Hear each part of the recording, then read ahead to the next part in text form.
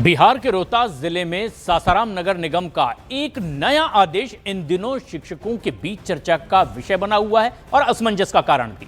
नगर निगम क्षेत्र में आने वाले सरकारी विद्यालयों को जारी किए गए पत्र ने शिक्षकों की जिम्मेदारी में एक और नया काम जोड़ दिया है, जिसमें वो खासे परेशान दिखाई दे रहे हैं।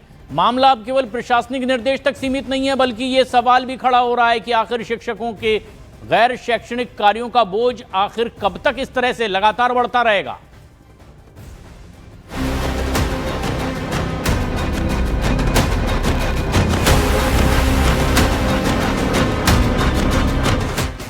बिहार में मास्टर साहब अब आवारा कुत्ते गिनेंगे।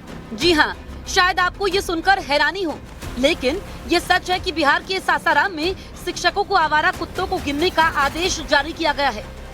सासाराम नगर निगम क्षेत्र के सभी स्कूलों को ये अजीबोगरीब निर्देश जारी किया गया है, जिसको लेकर बवाल मचा हुआ है।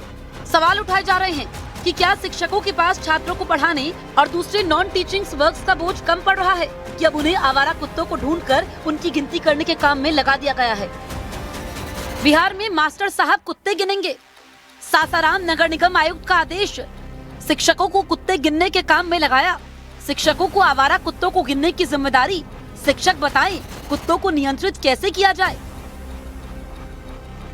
नगर निगम आयुक्त के इस आदेश में हर स्कूल में आवारा कुत्तों की जानकारी के लिए नोडल अधिकारी नियुक्त करने को कहा गया है, जिसके तहत शिक्षकों को ये सूचना देनी होगी कि उनके स्कूल के आसपास कितने आवारा कुत्ते भटक रहे हैं, उन्हें कैसे नियंत्रित किया जाए। दरअसल सासाराम नगर निगम की योजना शहर में आवारा कुत्तों की समस्या से निपटने के लिए डॉग पाउंड बनाने की है, जिसके तहत ये जानकारी जुटाई जा रही है। लेकिन इस प्रक्रिया में शिक्षकों को शामिल करने से सवाल खड़े हो गए हैं।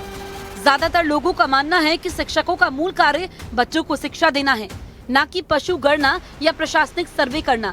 बिहार में जनगणना, BLO duty, voter list correction, caste census समेत कई कामों में शिक्षकों की ड्यूटी लगाई जाती है और अब आवारा कुत्तों की गणना की जिम्मेदारी भी उनके कंधों पर डाल दी गई है।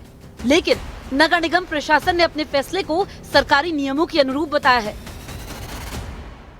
जो विभाग का गाइडलाइन है वो उसी के अनुसार हम लोग अनुरूप जो है कार्य कर रहे हैं। सर्वप्रथम तो हम लोग जो है सभी वार्ड में सोचते हैं कि एक एक जगह जो है मिनिमम एक जगह, इससे भी ज़्यादा हो सकते हैं, एक जगह डॉग फीडिंग पॉइंट बना रहे हैं, स्थल भी चिन्हित कर रहे हैं, उस पर काम चल रहा है। और दूसरा ये है कि जो जितने भी महत्वपूर्ण संस्थान हैं उनसे भी हम लोग कोऑर्डिनेट कर रहे हैं कि वहाँ पर कितने ये डॉग है या कोई समस्या हो रही है, तो उसका हम लोग त्वरित निराकरण करेंगे। इस बीच शिक्षकों में नगर निगम के फैसले पर नाराजगी बढ़ती जा रही है।